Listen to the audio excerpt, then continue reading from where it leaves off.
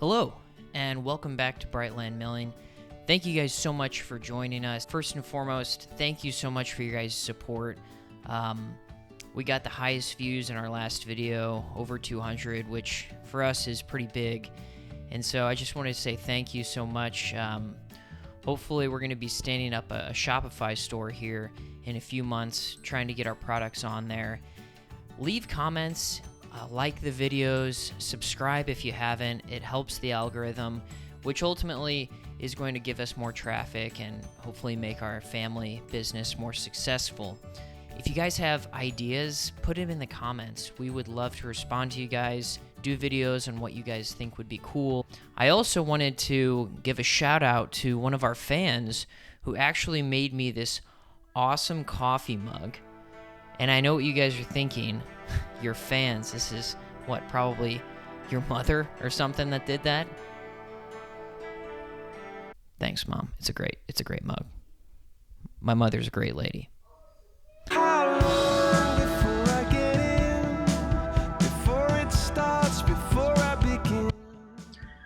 Well, if you joined us last time, you know what we're doing, but for those who didn't, let me give you a little bit of a recap of what's going on here. So in our last video, we started another inlay, and it was for this cutting board here, and it was a file that I got off of Etsy, an inlay file that has both the female, which is what you saw just before this clip, and also the male piece. And this is a stag or a deer or a buck, however you want to say it. And it all went pretty well, aside from the fact that when I opened the file, I had to scale it up.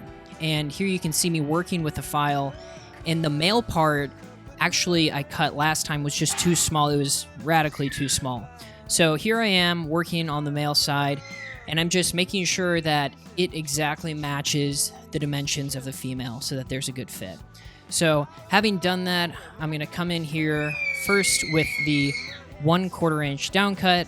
It's going to perform a rough pass, cut out the general shape, and then afterwards, we're going to come in with a 60-degree V-bit, V-carve bit. And what I've found is, for my experience, is that the angled nature of that bit, of the male and female, makes the inlays, makes that fit just more tight, less wiggle room, and actually more wiggle room in the sense that it gets an easier fit. Whereas, if I were just to use a straight bit, and have the male and female fit exactly in there, up and down, it just seemed to be not as easy for me. I'm sure there's people out there, if you're watching this video and you do these types of inlays with the straight bit, go ahead and let me know what I might have done wrong. But yeah, it's coming out okay. At this point, when I'm working on it, I don't actually know if it's going to fit. And so I'm just trimming off the edges here. And here we have kind of the moment of truth as far as, do I have to do this again or not? Think it's going to fit? Yes. Looks pretty good.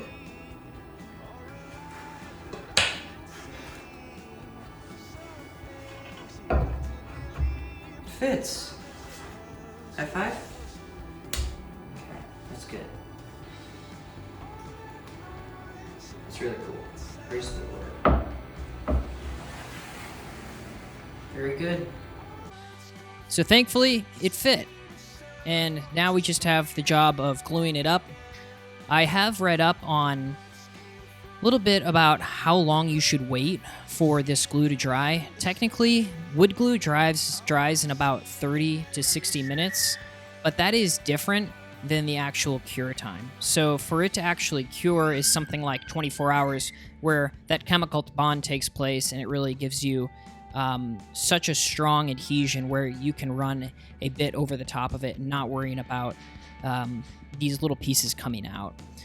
So Ruth woke up early this morning that we were filming this, and she came out and asked what I was doing. And so yeah, we're just trying to spread the glue in all the nooks and crannies. One thing that I didn't realize, that I do realize now, looking back on this, and you'll see this I think at the end of the video, is that for some reason the male piece did not include the stag's eyeball. So So everything basically worked out. Spoiler alert here. The fit worked out, and when I finished this, I noticed that the deer was actually missing his eyeball. So you'll see that in the end.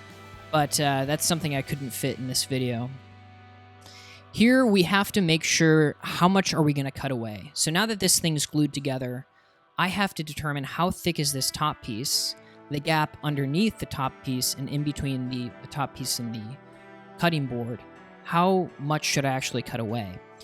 And on this turn, I'm going to cut away all of the top that you can see there. And I'm also just going to take 1 millimeter off of the cutting board as well. The reason for that is I want to limit the amount of sanding that I have to do. I sanded the previous piece, the previous inlay, so much so that it kind of created a concave, and it was uneven. So here I'm just trying to take away, first of all, take away all of the top piece, and then a little bit of the cutting board as well.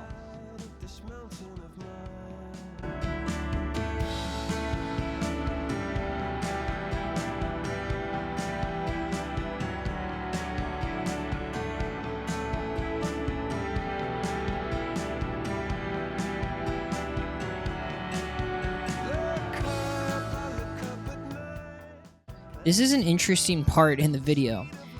What I'm doing here, if you see all of these wood chips piling up, that is because there was a clog right there in my vacuum, and I gave it a thumbs up, but it's going to happen again here. And the wood chips get sucked up in there into that boot there, and it just clogs it up sometimes when there's really large debris. And I was sticking a Allen key up there while this machine was running, which is not a good idea, until I found out that I could just take that hose off, which I don't know if you saw me do. And so I learned something in this project is that when that thing clogs up, I can just take my hose off while this thing is running, unclog it, and put the hose back. And here is kind of the moment of truth. What's it going to look like? And you could probably already see that that eyeball is missing, but aside from that, I'm really happy with how this thing is turning out. It's going to need some light sanding, and also you don't get the satisfaction of me pouring the oil on it and kind of getting that beautiful lacquer on there. But this is what it looks like right now, and I'm going to have to do that eyeball off camera. I can't include it in this week's video, but thank you guys so much. Tune in next time. I don't know what's next week, but it's going to be awesome. Thank you guys so much for your support, and we'll catch you next time.